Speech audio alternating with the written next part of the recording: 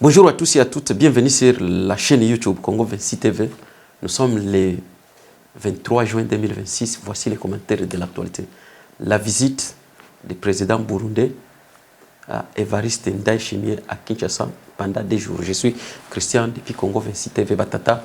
Maman msisahau kulike, kusubscribe na kushare ili kazi za wana sipate kuendelea. Donc kisulisikia nasema tutaongelea habari ya visit ya rais wa Burundi Evariste Ndayishimiye Kinshasa muda wa siku 2. Hiyo ndio mada ya leo tutaongelea. Na avant tuanze kukomante kwa d'habitude, tusikilize kwanza hii video wala hii sauti kutoka kwa vyombo vya habari vya Ufaransa. Kisha tusikilize gisi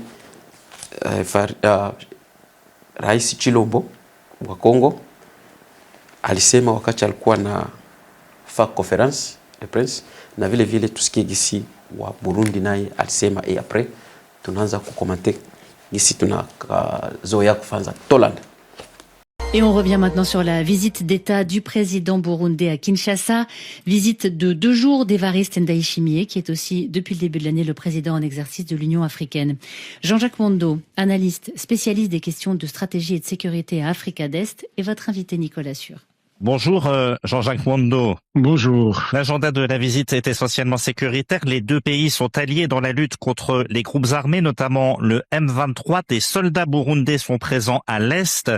En 2023, on disait qu'ils étaient 14 000. Actuellement, ils sont combien et ils sont où? Actuellement, il est difficile d'estimer le nombre exact des troupes burundaises à l'est du Congo après la prise d'Uvira et la tentative de progression du M23 vers les frontières du Burundi. Il y aurait eu des accords en négociations secrètes entre le Burundi et le Rwanda pour que certains éléments de l'armée burundaise ne se redéploient plus à Kinshasa. Mais par après, il s'est fait que l'armée burundaise reste présente, mais on peut estimer sa présence plus ou moins autour de 10 000 personnes parce qu'il fallait réoccuper les territoires que le M23 a quittés peu après que les États-Unis aient fait pression sur le M23 et le Rwanda. Et ils sont où? Plutôt dans les territoires voisins du Burundi? Il y a une partie qui est sur le territoire voisin du Burundi pour protéger les frontières, mais il y a encore d'autres troupes qui travaillent en mutualisation, en opération conjointe avec les forces armées congolaises, parce que le Burundi tient aussi à assurer sa présence contre les éléments rebelles, notamment du Red Tabara, donc le groupe d'opposition armée burundaise, pour pouvoir le fixer dans les territoires congolais. Qui sévit plutôt dans le secteur des hauts plateaux, les Red Tabara. Oui, dans les secteurs du haut plateau, c'est un groupe qui est actif depuis 2015 après la tentative de coup d'État manqué du général Niyombare et qui aurait bénéficié de soutien indirect du Rwanda. Et aujourd'hui, le président Ndayishimiye vient à Kinshasa pour renforcer ce partenariat militaire, ou est-ce qu'on s'attend à un possible désengagement? Il y a des pressions de toutes parts. Je pense qu'après les événements d'Uvira, les relations, même si sont assez floues, parce qu'il y aurait eu des engagements, comme je l'avais dit tout à l'heure, avec le Rwanda. De l'autre côté, le Burundi tient à mutualiser sa sécurité avec la RDC, à renforcer le partenariat militaire. Je pense que la question sécuritaire sera au rendez-vous des échanges. Il faut voir dans quelle dimension ils vont essayer de déterminer cette collaboration militaire, d'autant plus qu'il y a vraiment des pressions pour que toutes les forces armées... Je voudrais aussi par la même occasion annoncer ici ma descente très prochaine dans la province de l'Ituri, justement, pour donc sur les lieux même de l'épidémie, pour faire le suivi personnellement. Mon engagement est total, vous pouvez donc, comme vous pouvez l'imaginer. Donc voilà, hiyo ni RFI, vyombo vya habari vya Ufaransa. Donc mnasikia gisi alisema, gisi balimuuliza huyu analyste, spécialiste wa question na stratégie et sécurité est, il y a Afrique, ou tu sais, mais dans la région de l'Est. Donc, je suis ici à l'ISEMA. Mais, je l'ISEMA, je crois qu'on a combiné. Je l'ISEMA, l'ISEMA, normalement, à Covid. D'après Yeye, al kwambia bien bari. Donc, au juste sujet, et je crois nini. Mais bien, tu l'as tuambia ni vingine. So nanjo commentaire tu njo kwenye juste na centre pale. Sasa visite ya Evariste Ndayishimiye pendant 2 jours Kinshasa. D'après uyu analyste, d'après uyu spécialiste, d'après la question ya stratégie na sécurité mu région ya Grand Lac. Donc anagusia au moins point mbili zenye yako nawaza kama zenye bataongelea, notamment bakiongelea sécurité na bakiongelea peut-être kama ni pour déterminer coopération, quel que soit pico déjà flou ou coopération militaire entre la République démocratique du Congo, mais alisema kama ndio ishakuwa kwa agenda ile. Malheureusement ça Félix Silomboka vient nous dire quand il fait sa conférence, donc il n'a pas touché sur ça. Lui, il n'a parlé que sur l'épidémie, et même Evariste Ndayishimiye a fait la même chose. Et donc, alors on peut se demander pourquoi cette visite est spéciale et pourquoi à ce moment ici. Et au juste, il y a quoi? Alors, notre argument va se baser juste sur ce qu'a dit le spécialiste Jean-Jacques Wondo. Quand il nous parle de la sécurité et quand il nous parle aussi de la détermination, donc disons des coopérations ou bien des contrats militaires et consorts. Et voilà comment on va donc essayer de commenter sur ces 2 points. Et ce qui aussi il avait parlé, donc il a attiré beaucoup sur mon attention, ou bien attiré mon attention, c'est juste quand il a parlé sur les événements d'Uvira, ou bien sur l'événement d'Uvira, ce qu'il y a à Uvira et tout ce que vous voulez avec les soi-disant terroristes de M23, ou bien les rebelles tels que vous le disiez, avec l'armée rwandaise. Et donc, Jean-Jacques Wondo, il dit comment? Donc, on lui demande sur l'effectif, donc le nombre de militaires, de soldats burundais qui sont sur les sols congolais. Il a bien dit, il a précisé qu'à l'heure actuelle, c'est un peu délicat, c'est un peu difficile de pouvoir donner un chiffre exact donc de ces militaires-là, ou bien de cette force-là burundaise sur les sols congolais, ou bien sur la terre congolaise. D'après tout, il a dit qu'à 2023, donc ils étaient à peu près de 14 000. C'est-à-dire avant la chute même de Goma, ils ont même avant la chute de Bukavu. Donc c'était au moins au nombre de 14 000. Mais tous ces 14 000-là avaient fui. Avec la MONUSCO aussi qui avait fui. Avec, soi-disant, l'armée de l'EAC qui avait fui. Et les Wazalendo ont fui, et plus aussi donc les éléments de FARDC aussi qui avaient aussi pris fuite. Il faut maintenant se demander, il y avait au moins combien de forces. Et après, c'était maintenant le tour de la SADC, la force aussi de la SADC qui avait pris aussi la peau de l'escampette. Mais le M23 est toujours là, il ne parvient pas à fuir, il ne parvient pas à se retirer, ne parviennent pas même à se replier, moins encore à avoir même peur. Alors on se demande ces M23, comment ils sont créés, qu'est-ce qu'ils sont venus avec, est-ce qu'ils n'ont pas de corps comme les autres, est-ce qu'ils n'ont pas donc la peur telle que les autres. Donc ce sont des questions un peu difficiles à expliquer ou bien à répondre. Mais Ce que j'ai beaucoup aimé sur ce que l'analyste a dit, c'est quand il avait dit, ou bien quand il avait précisé qu'il y a eu une négociation secrète, c'est-à-dire entre les Rwandais et les Burundi. Quand les M23, soi-disant, ont voulu avancer vers la ville d'Uvira, ou bien vers le sud-sud du Congo, dans la province du Sud Kivu. Et donc, il y a eu une négociation secrète entre les Rwandais et les Burundi. C'est-à-dire que le Burundi a voulu venir juste pour essayer de sécuriser ses frontières, les deux frontières. Alors, tellement que le Burundi donc, ne devrait pas se laisser faire, voilà, il y a eu une négociation qui était une négociation un peu secrète. Na hapo ndio kwenye nakala najiuliza Kongo ni vita gani yenye biko wanapigana kule.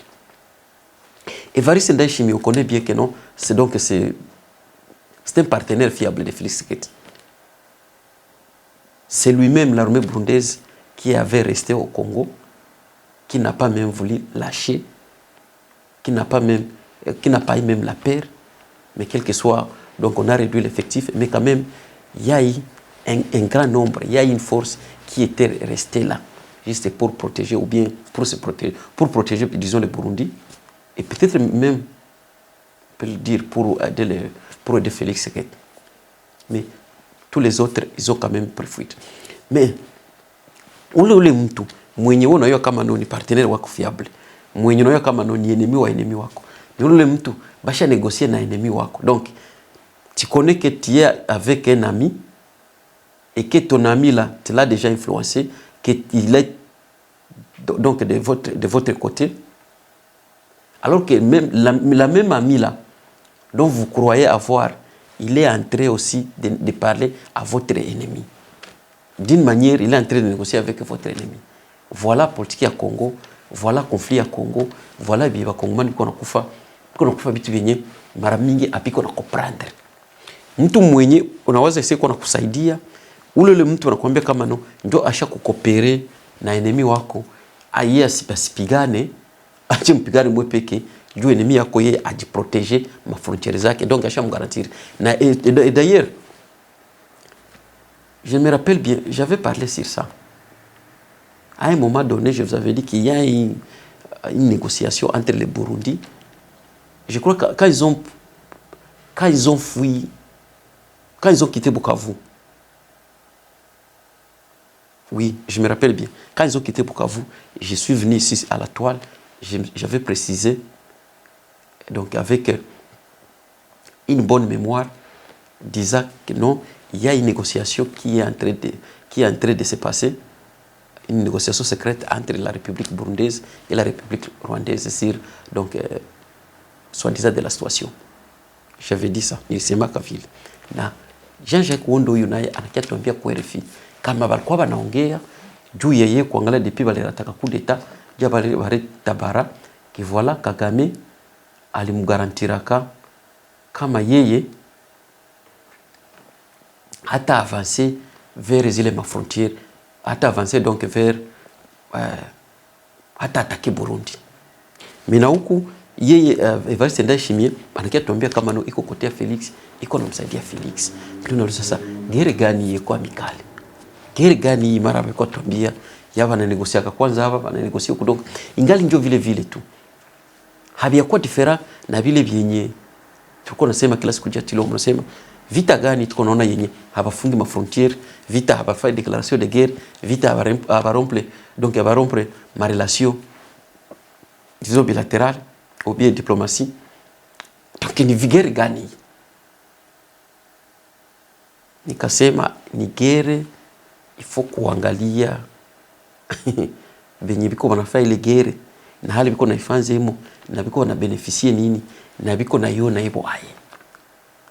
Hapa ni people njo iko na lumia me aba watu aba habiko bietuko na waza njo bibiko emo. Tapro kimsikia huyu Jean-Jacques Wondo sana sema. Bibiko emo Bietuko na waza si haiko ndo byenye biko emwe. Donc Nigeria ya tumkwe. Nigeria peut-être qu'on atembea na franga. Parce que Kagame ye anaogopaka armée burundaise. FARDC ye akwanga na problème nayo anaimaîtriser parce que FARDC ko infiltré. Na bila ko infiltré mnayo wa Congolais au juste. Si vous vous connaissez vous-même. On vous connaît. Munagisi munakala munakopere. D'après donc bitunayo na hapa Jean-Jacques Wondo anatupresize kama biko na kiangalia kurenforcer, mais anasema kama hakuna gisi ya kurenforcer tena. Je vous pose question. Hakuna gisi tena ya kurenforcer donc ba militaire burundais munani mu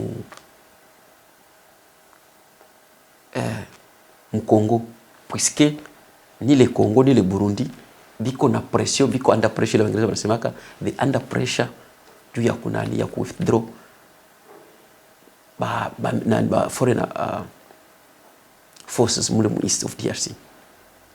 Donc biko na babebele banasema kama no donc bingine ba banani ba region ba leader ba region ba les régions ya est région du Grand Lac.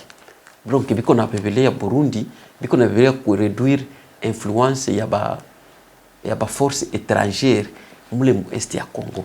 Et donc hapa hii visite ya 3 jours ya 2 jours haiko visite tu ya kwenda kisi tuambia kisi unasikia Chilombo yuko naongea yebo wanaongea habari ya Ebola bena Evariste, mais biko mu question biko agenda juste une sécurité na notamment kisi unasikia wanakuambia kama kuangalia kisi ku déterminer ile contrat bangalie kama ba territoire juu après jeje kwa wendo wanakuambia kama kule kungali umwe di militaire burundais yenye kona sécuriser kona katala bale bare tabala.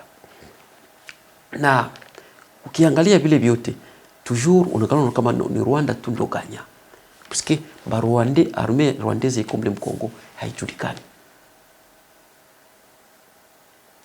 Wanakia kama ni chamba M23 hautayua huyu ni M23, hautayua huyu ni Rwanda, mais bale biko na technologie au juste banayo kuba séparer na banabayua kama biko na ndio réalité.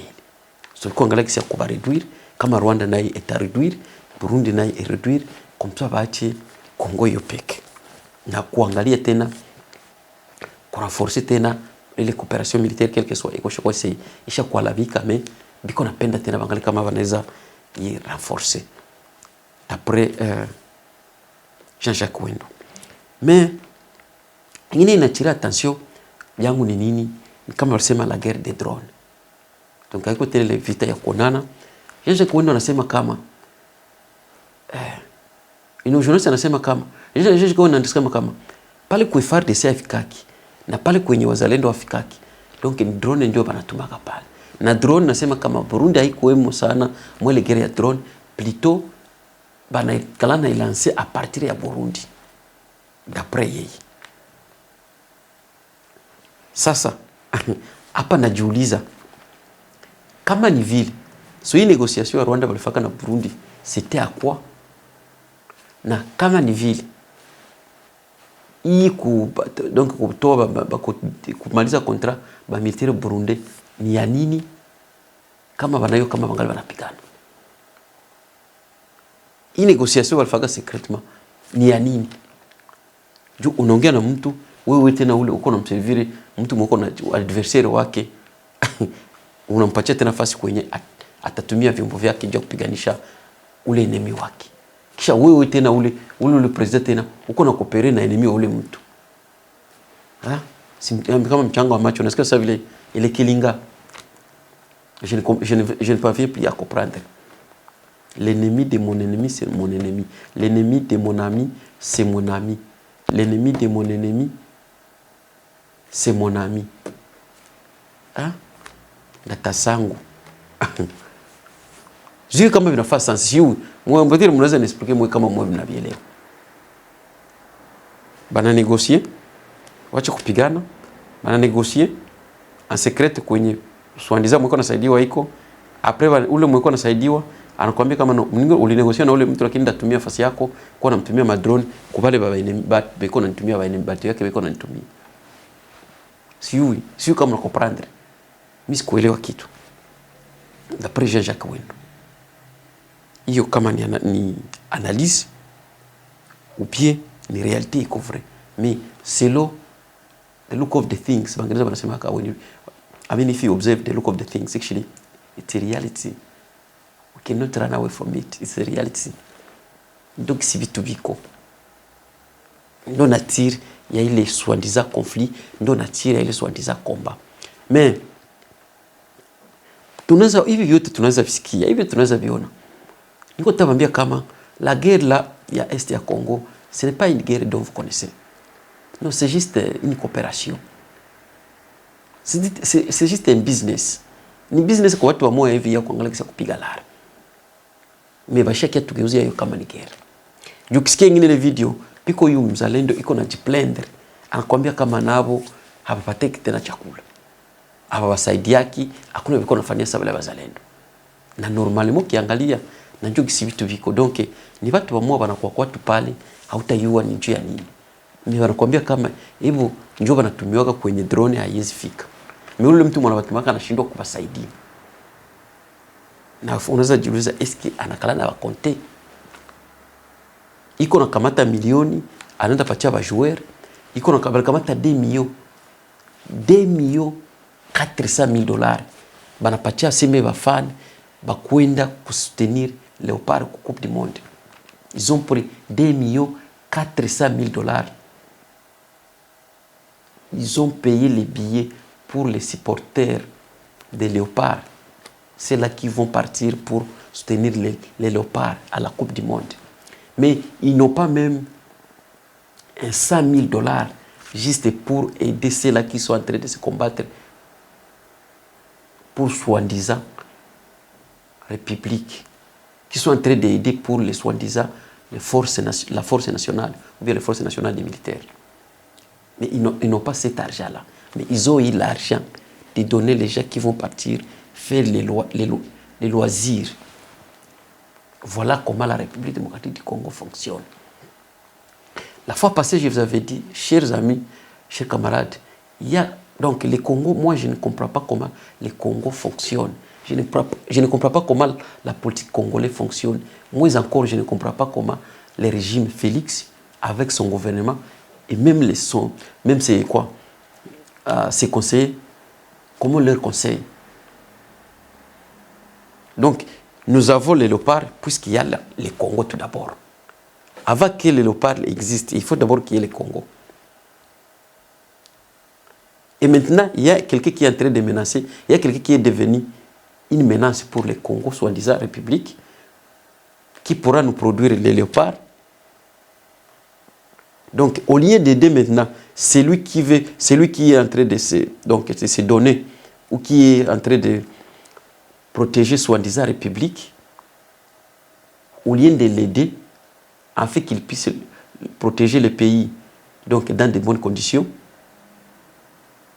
on ne lui donne absolument rien, mais on donne quelqu'un seulement qui va aller faire du bruit, puisque le léopard est en train de jouer. Et après, vous allez me dire que non, toi tu parles ce que tu ne maîtrises pas, est-ce qu'on ne devrait pas laisser ça, est-ce que vous ne savez pas que la Coupe du Monde, il faut regarder toutes les équipes aussi qui ont été qualifiées juste pour jouer pour participer à la Coupe du Monde. Donc ils sont partis avec leurs fans, ils sont partis avec les supporters. Oui, ils sont partis avec. Mais il faut voir aussi ces pays-là, ils ont quel problème. Est-ce que nous avons les mêmes problèmes avec ces pays-là? Do we have the same problem? Or we have different problems? Are their countries invaded? Are some of their regions, some of their provinces, are they occupied by the terrorists or by the rebels? That is a question. Voilà la question.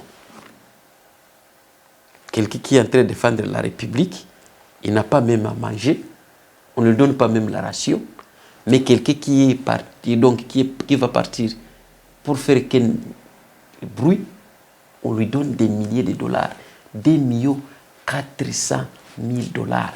Ndio bali bapatia bafani. Mais pourquoi nous allons de mwiko na shinda na lamika? iko na mabundi, iko na shida, anapigana, anachia maisha yake mdanger, anachia familia yake mdanger. Tunaona gisi Kagame na fonctionner ka. Donc familia yake iko mdanger, iko na kosa tabugali, iko na kosa tamaragi ya vuri. Ata sombe zazina mafuta, zenye hazina chumvi. Iko na skopa même di sombe. Après mtu mwana kia wambia kama no, mwe mko bazalendo, niko nataka modifier constitution, comme ça naangalie kisi vitakuwa. Nasema hapa tuko sindo kuwa nasema kuzoea watu. Et après kiambia kama no, le Congo c'est un grand pays, c'est un pays indivisible. Donc inapita kuuliza ça nous aide à quoi?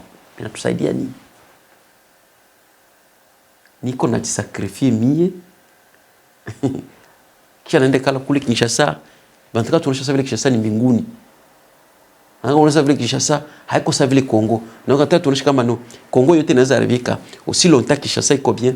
Donc ce n'est pas un problème. Politique ya babolole. Politique ya inégalité. Politique ya bayibi biko banafanza. Ndio wafaka politique vide.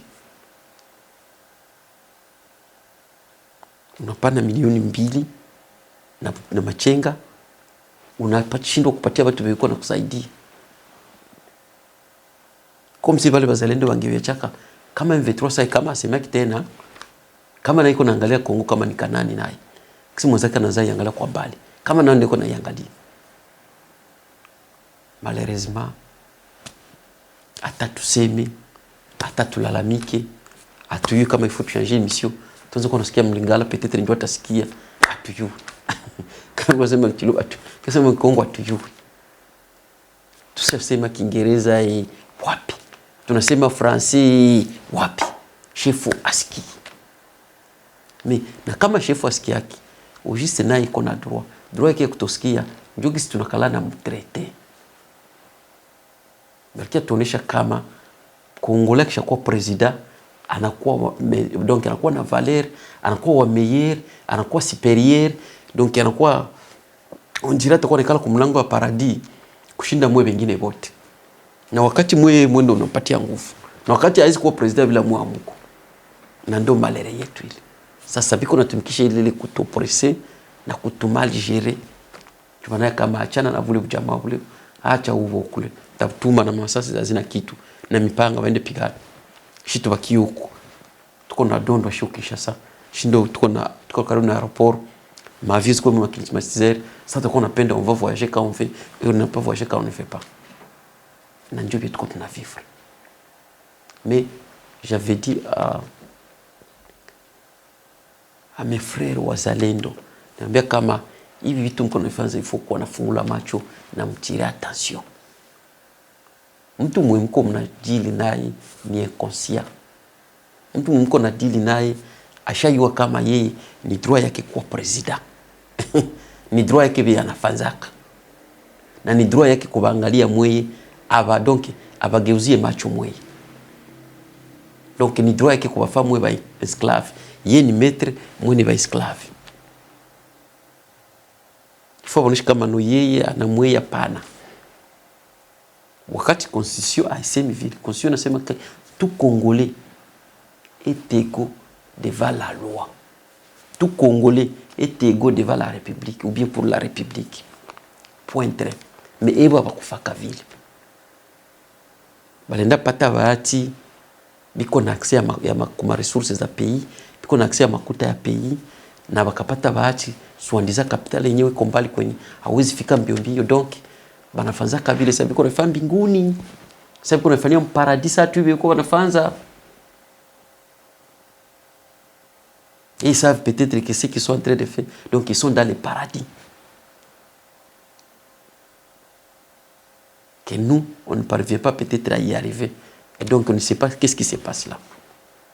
Alors que tu n'as quand même qu'on a mais quelqu'un qui est bien éduqué, quelqu'un qui connaît ce qu'il est en train de faire, quelqu'un qui est au service de l'État ou bien de la nation, qui est au service de son pays, ne peut jamais opprimer ses propres ou bien son propre peuple ici. À part la République démocratique du Congo. Ndio vitu tunaona. Donc ni vita yeko pale, ni juu ya kuiba, ni juu ya exploitation, point. Kuna vita parce que udanganya nguo nanga hivi, nguo Felix hivi, nguo na ni watu kwa piga bolari. Konfli hiyo hakuna. Konfli hakuna. Watu wiko ndio wanazoea lari na biko napiga bolari. Bashaka investir kwa ile boro, shabakia tu no M23 iko huko kuna vitafanza na ndio kisiko na hiva tu yuko na hiva. Tema ke wanaweka kama ntia akili ndio vile na ndio hivyo. Donc ndio nilikuwa nayo juu ya Evariste Ndayishimiye. Tunaona tena bye.